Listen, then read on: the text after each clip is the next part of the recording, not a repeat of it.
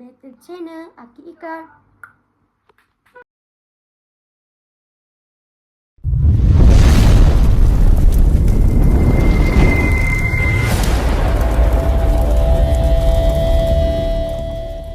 Hari ni saya nak pergi dekat pantai sebab saya sewa homestay ni tepi pantai.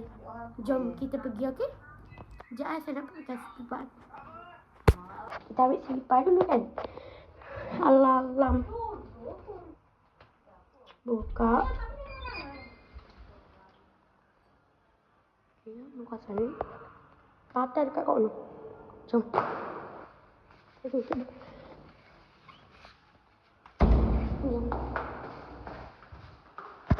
Tengok ada orang main bola ni. Korang tu nak pergi pasar? Pasar ni. Sekejap, okey?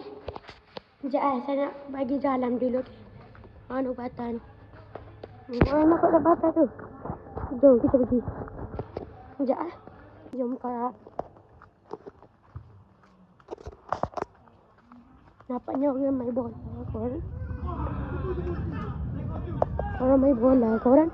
Orang duduk main bola. Saya nak pergi dekat pantai pula. Bukan dekat sini.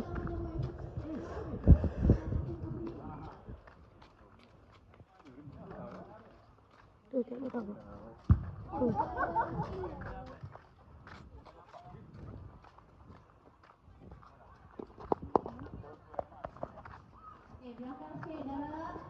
Abang saya. Nampak tak abang saya dengan abang saya? Saya nak pergi dekat dia tu. Sekejap. Saya jalan ni. Saya jalan dah cepat dah ni. Kalau lambat lagi tak tahu lah.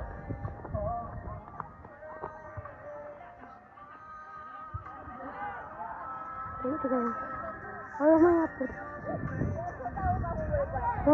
Cantik ni korang pantai. Cantik korang. Okey, lelaki ikut kumpulan perempuan punya kedudukan. Cantik ni korang.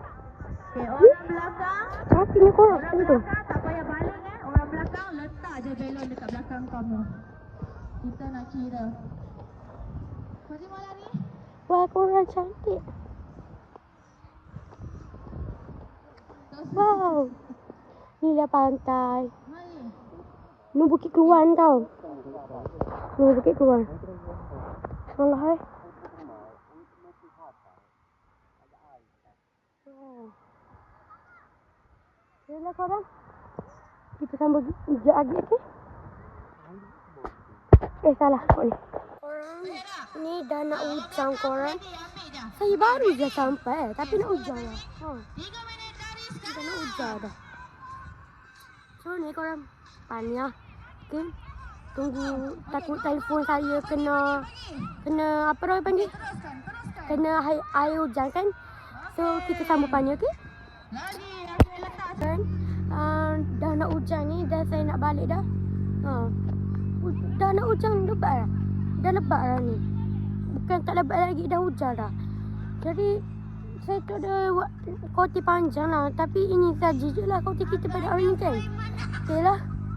Ini sajalah kota kita pada hari ini. Kita jumpa lagi nanti kota yang baik korang.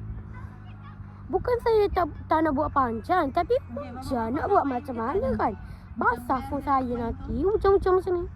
Okey, bye korang. Bye. Kita jumpa lagi next content. Bye. Assalamualaikum.